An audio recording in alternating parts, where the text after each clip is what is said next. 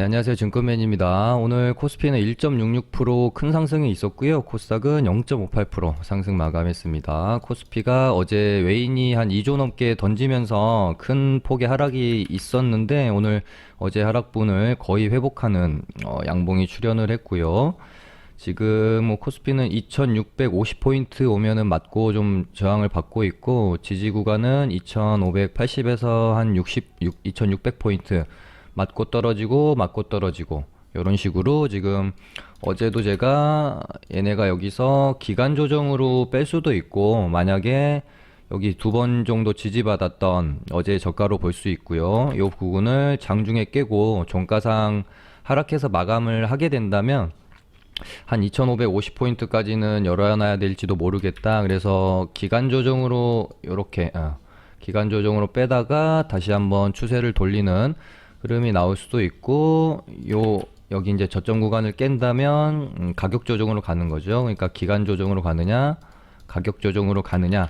네, 오늘의 모습을 보니까 기간 조정으로 좀 빼다가요, 한 번 더 이렇게 고개를 돌리지 않을까 싶네요. 그래서 어제 조금 그래도 리스크 관리가 필요할까라고 생각을 해볼 수 있는 그런 음봉이 좀 출현을 했기 때문에 코스피가 조금 지지부진할 수도 있겠다. 그렇게 되면은 코스닥이 힘을 좀, 탄력이 좀 좋아질 수 있지 않을까 생각했는데, 코스피가 오늘 뭐 바로 갭 띄우고 이런 식으로 아주 좋은 상승을 보였습니다.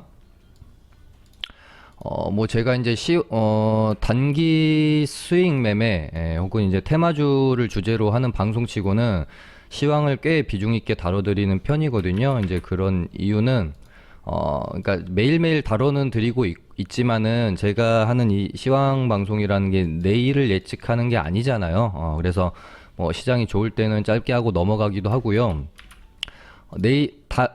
바로 내일 뭐 단 일주일의 시장의 흐름을 누가 알 수 있겠습니까? 그냥 우리는 단기 매매를 하지만 큰 줄기를 보면서 매매를 좀 해주시는 게 정신 건강에 좋다. 그리고 어제도 뭐 외국인이 뭐 2조 넘게 팔았다고 하니까 뭐 이렇게 좀 괜히 이거 고점 아닌가 하면서 뭐 그렇게 생각하시는 분들도 많으실 수 있었겠지만, 제가 거의 2년 가까이 이 방송을 진행하면서 시황 읊어드릴 때 수급에 대해서 거의 제가 언급을 잘 안 드려요. 왜 그러냐면 별로 도움이 되지 않습니다. 하루하루에 뭐 외국인이 사고 팔고 기관이 사고 팔고를 보면서 내일을 예측하고 흐름을 예측한다라는 게 쉽지가 않아요. 그래서 우리는 비록 단기 수익 매매를 하고 있지만 하루하루의 흐름이 아닌 전체적인 그냥 시장의 방향성을 보면서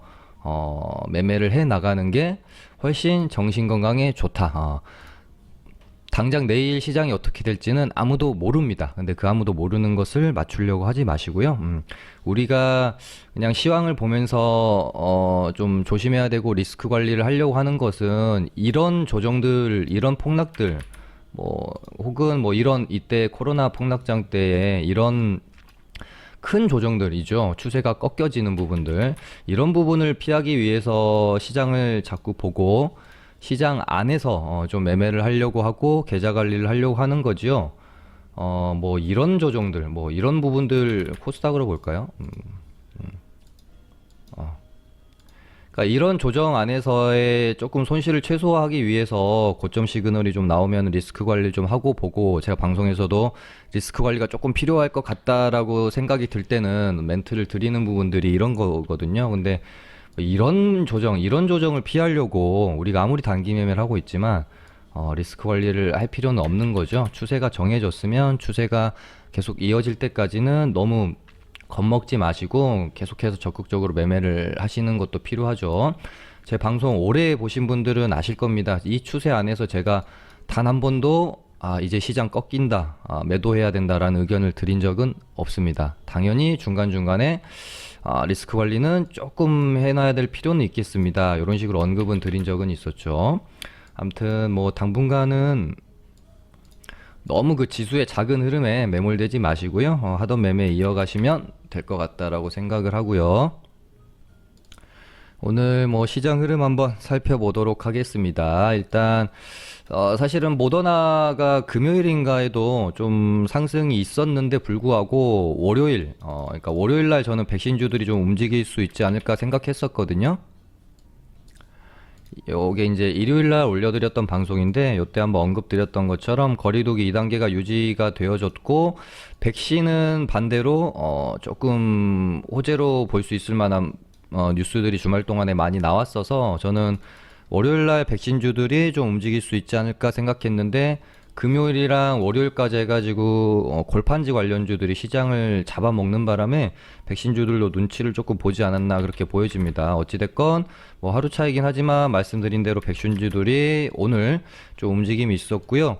지금 어떤 백신주들의 재료를 가지고 큰 줄기를 좀 다시 한번 제가 훑어드리면 최초에 이제 화이자의 중간 결과가 나오면서 화이자 관련주들이 시세를 한번 줬고요. 그 다음에 모더나의 중간 결과가 나오면서 시세 한번 줬죠. 그리고 나서 아스트라제네카 또 이제 임상 결과를 발표할 거니까 그거에 대한 기대감으로 관련주들이 올랐고, 그리고 다시 화이자가 임상 최종 결과를 내놨었죠. 그때 95%로 내놔서 이때 한번 시세를 크게는 못 줬었지만 갭을 뭐 한 10%, 10몇 프로씩 띄우면서 시세를 한번 줬었고, 그 다음에 다시 어제죠. 어제 밤이었던가요? 모더나가 임상 최종 결과 94.1%를 뭐 이제 발표를 했고요. 중증 예방률은 100%다. 이렇게 발표를 하고 긴급 사용 승인 신청을 하면서 주가가 좀 많이 올랐죠. 그래서 오늘 모더나 관련주들이 급등을 했고, 아스트라제네카는 최근에 뭔가 좀 잡음들이 계속 들려와서요.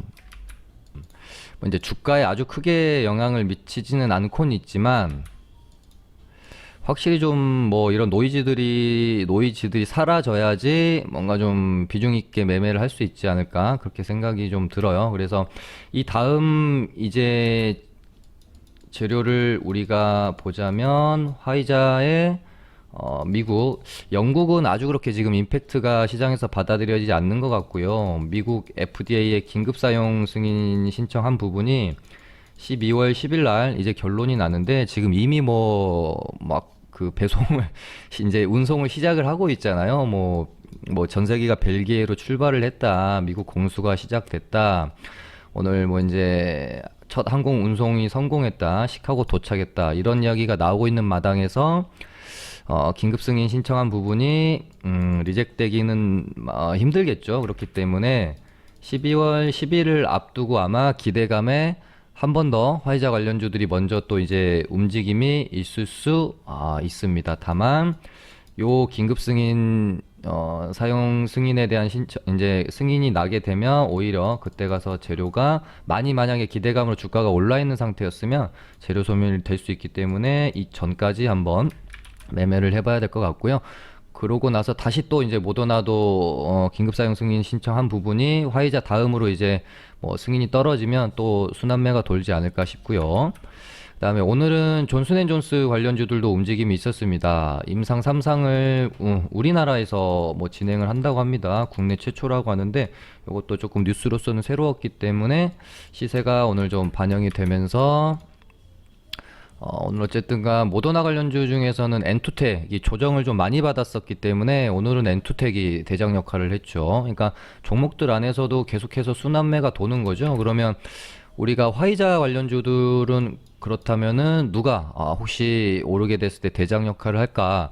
뭐 이 부분은 저도 뭐 알 수는 없습니다. 그 조정을 많이 받은 거는 KPX 생명과학인데 얘가 관련성이 없다라는 뉴스 때문에 폭락이 있었고 이런 부분들 때문에 이 화이자 테마에서 탈락을 할까라고 생각을 했지만 최근의 움직임을 보면 아주 그렇게 탈락한 것 같은 모습은 또 아니고요. 그래서 지금 차트를 예쁘게 만들어 놓은 제일약품이 대장을 할지 조정을 많이 받았던 KPX 생명과학이 대장을 할지 요 부분 한번 지켜봐야 될 것 같은데 뭐 그 전에 있어서는 일단은 화이자 관련주들이 움직여야 되겠죠.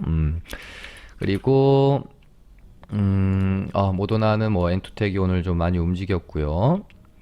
그다음에 뭐 존슨앤존슨 관련주들도 애초에는 TNR 바이오팹이 상한가를 쳤었는데 최근에 강한 거는 인콘으로 보여지고요. 이 부분도 제가 방송에서 말씀드렸었습니다. TNR 바이오팹은 상한가 갈 때 시장의 관심을 그렇게 많이 좀 받지 못했었어요. 근데 인콘은 거래도 많이 터트리면서 시장의 관심을 많이 받았었기 때문에 얘가 대장할 확률이 좀 더 높을 수 있겠다. 그리고 아까 짚어드린 요 이제 운송 뉴스 때문에 오전에 서남이랑 뭐 대한각, 일신바이오 같은 종목들, 콜드체인 관련주들도 움직임이 좀 있었고요.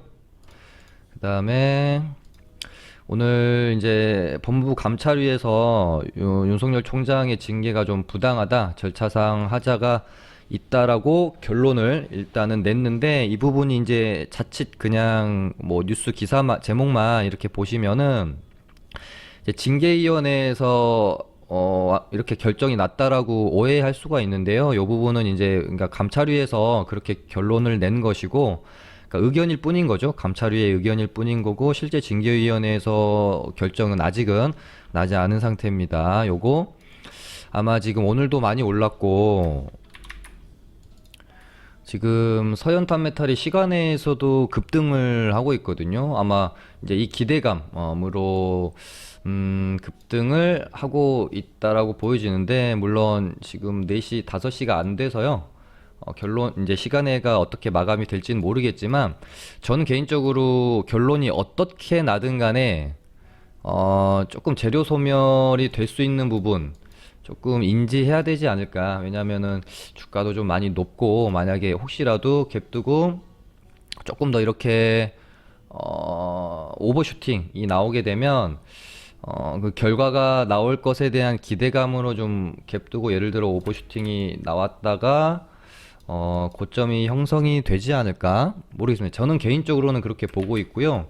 조금 너무 높기도 해서 야, 여기서 상한가가 혹시라도 한 번 더 나올 수 있을까? 뭐 나올 수 있을지, 뭐 급등이 나왔다가 죽을지, 뭐 장대 양봉이로 마감이 될지, 뭐 제가 알 수 있는 부분은 아니지만 어찌됐건 아주 적극적으로 매매하기에는 조금은 이제 부담스러운 자리가 아닌가 그렇게 생각이 들고, 웬만하면 어찌됐건 결국 이것도 이제 이벤트 매매가 되는 거잖아요. 그래서 단기적으로는 이제 차익 실현 매물이 쏟아질 수가 있기 때문에 지금 이제 갖고 계신 분들이 이제 매도해야 될 포지션이지, 뭐 내일 갭 두고 막 오르고 있는데 신규로 접근을 하기에는 조금 리스크가 있지 않겠느냐 그런 생각이 드네요. 그리고 오늘 뭐 이벤트들이 상당히 많았습니다. 오늘 그래서 오후장에 엄청 어지러웠죠. 윤석열 관련주에 또 아시아나 관련주들까지. KCGI가 신청한 한진칼의 유상증자 금지 가처분이 기각이 되었습니다. 그래서 이 부분을 어제인가요? 엊그저께 어제 아니면은 뭐 월요일 저번 주 금요일 정도에 제가 한번 다뤄드렸어야 되는데 좀 빼먹고 못 다뤄드려 가지고 좀 아쉬운 부분은 있어요. 지금 어찌됐건 산업은행 산은에서 이 딜을 아주 거의 뭐 그러니까 주도하고 있다라고 봐도 뭐 과언이 아닌데, 지금 대한항공이 아시아나를 지금 인수하는 이 인수권이 만약에라도 이제 무산이 되게 되면 정말 아시아나는 올해 뭐 조만간 뭐 내년 상반기까지 버티는 것도 조금 무리다라고 싶을 정도로 상황이 안 좋거든요. 아시아나도 망하고 대한항공도 이대로 만약에 계속해서 이대로 그냥 지속이 된다라고 하면 대한항공도 쉽지 않습니다. 그러면은 이제 둘 다 망하는 거기 때문에 요 부분을 이거를 좀 법원에서 어떻게 판단을 할지, 그리고 은근히 산업은행 쪽에서도 계속해서 언론 플레이도 하고 이러면서 압박이라면 압박? 요런 것들도 좀 한 부분이 있어가지고, 법원에서 이거를 이게 금지 가처분을 받아들이기는 좀 쉽지 않을 것 같다라고 생각이 좀 들었거든요. 그래서 기각이 날 확률이 좀 높다. 그렇게 좀 생각을 하고 있었지만, 매매를 하기에는 조금 저는, 워낙 이제 급등락이 심하고, 이벤트성 매매이기 때문에 좀 가지고 계신던 분들이 어떤 그 이벤트 재료로 인해서 뭐 급등이 나오면은 조금 처분하고 나오는 그런 좀 뭐 매매 이벤트성 매매였기 때문에 저도 뭐 생각은 하고 있지만 매매에 그렇게 뭐 이제 적극적으로 참여하지는 않았었거든요. 어찌됐건 이제 아시안 뭐 이 관련주들은 오늘로서는 이제는 단기 재료 소멸이 될 수도 있기 때문에 추후에 흐름이 좀 만들어지는 거 보면서 접근하는 것도 좀 늦지 않겠다, 그렇게 좀 생각이 드네요. 그다음에 오늘 철광석 가격이 뭐 이제 계속해서 오르고 있고 뭐 이제 수요가 증가할 것이다, 뭐 이렇게 좀 되면서 오늘 철강주들이 강했고요. KG 동부제철, 문배철강, 뭐 NI스틸, TCC스틸 같은 종목들이 좀 강했었습니다. 근데 지금 시장에서 뭐 백신주, 제지주, 뭐 골판지주, 뭐 운송, 뭐 이제 콜드체인 관련주, 뭐 개별 종목들도 최근에 보면은 필룩스 같은 종목들도 되게 강하고, 뭐 MS 오토텍, 뭐 개별 재료로 뭐 경보제약도 오늘 뭐 나파모스타트 치료제 관련해 가지고 또다시 조금 재료를 만들면서 상한가를 갖고, 뭐 이런 종목들이 최근에 좀 많아서요. 또 뭐 테마적인 느낌으로는 뭐 주도주 역할을 할 만한 쪽 섹터도 좀 아니고, 그래서 문배철강이죠. KG 동부제철이랑 이제 문배철강 같은 이제 철강주들은 조금 그렇게 뭐 적극적으로 굳이 공략할 건 없을 것 같아요. 그러니까 할 테마가 없으면 한번 해보겠는데, 지금 뭐 워낙 할 테마들도 많고요, 강한 종목들도 많아서 굳이 좀 건드릴 필요 있겠나 싶었는데, 일단은 KG 동부제철이 상한가가 풀렸네요. 문배철강도 당연히 좀 풀렸고, 뭐 개인적으로는 먼저 상한가도 터치를 했고 강했던 거는 KG 동부제철인데요.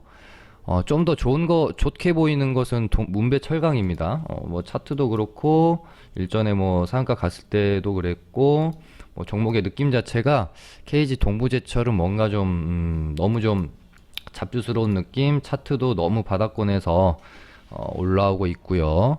그래서 뭐 정말 혹시라도 나는 철강 테마를 해야 되겠어 라고 하면 차라리 문배철강이 낫지 않을까, 뭐 그런 생각이 드네요. 이렇게 좀 중요한 저항 구간이었던 이런 가격대들도 다 넘겨놨고, 그래서 이쪽이 좀 더 좋아 보이는, 그래서 혹시라도 대장이 뭐 바뀔 수 있다면 그런 수도 있지 않을까, 그런 생각이 들고요.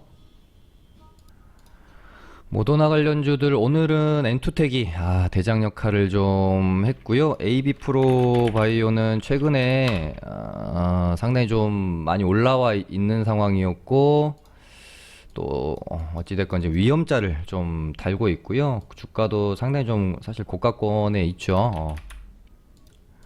조금 이제 부담스러워서 뭔가 좀 시장 참여자들이 자꾸 매도를 하고 싶은 심리가 발생되는 구간이지, 적극적으로 매수하고 싶은 심리가 발생되는 구간은 아니잖아요. 그러다 보니까 오늘 엔투텍으로 대장이 좀 바뀌는 모습이었고요.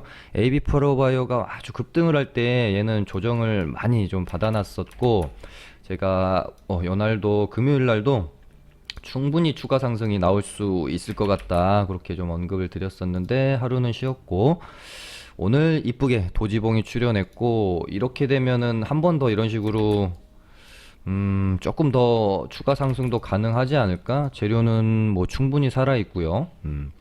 여기서 이렇게 죽지는 않을 거라는 게 제 개인적인 생각이고요.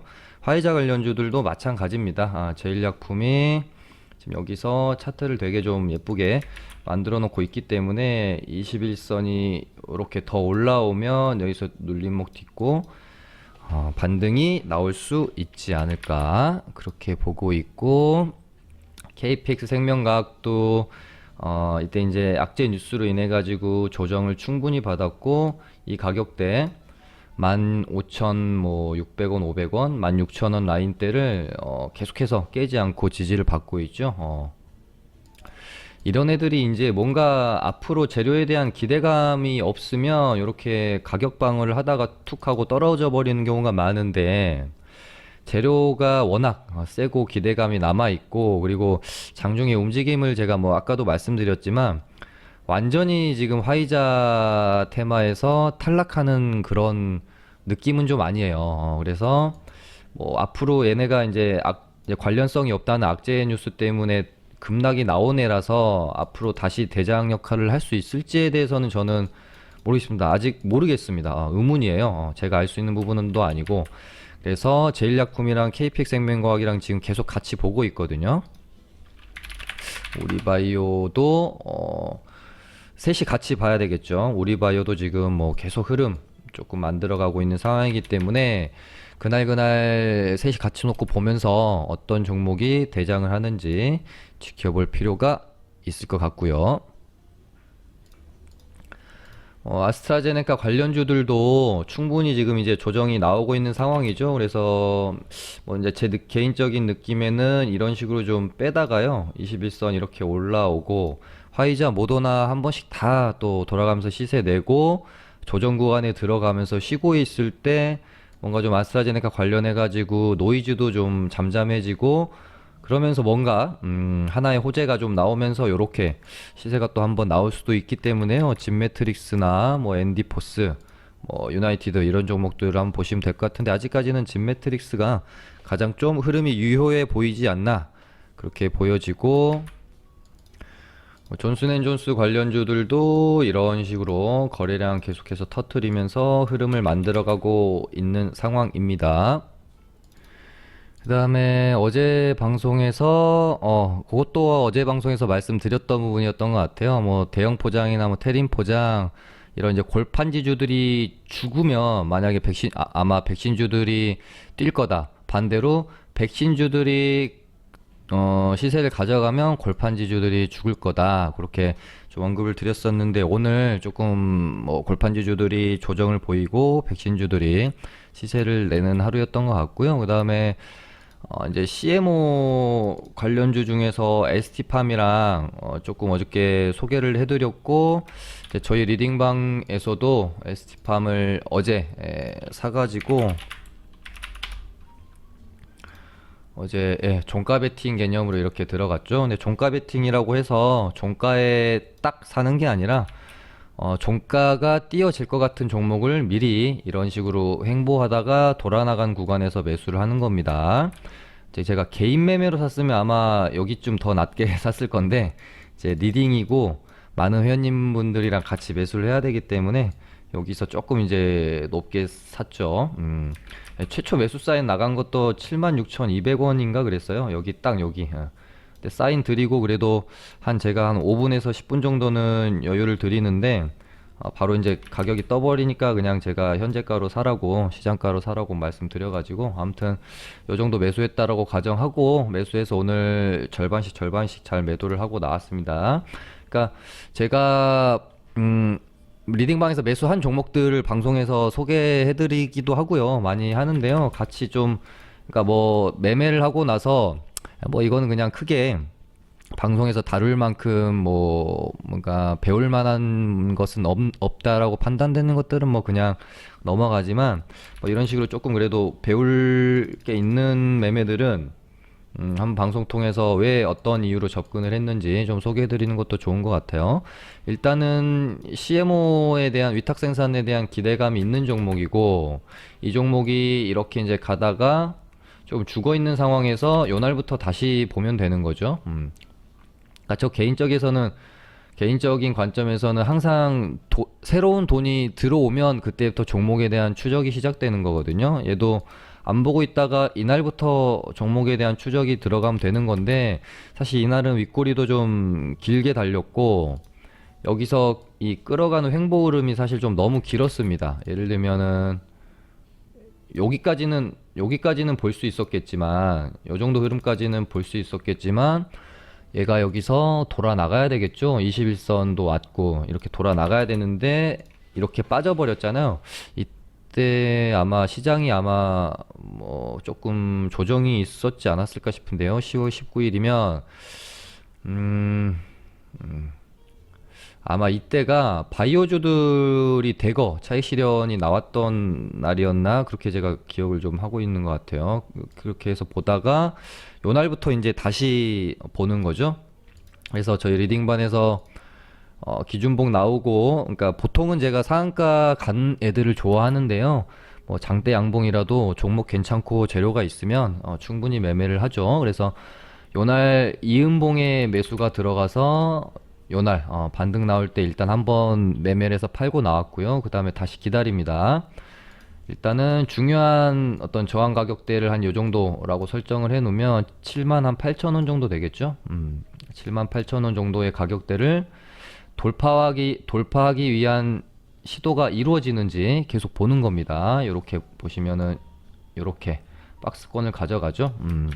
근데 제가 한번 좀 이제 드리고 싶은 팁은 뭔가 좀 이 중요한 가격대를 한 번 터치할 때보다 두 번 터치할 때보다 세 번 터치할 때보다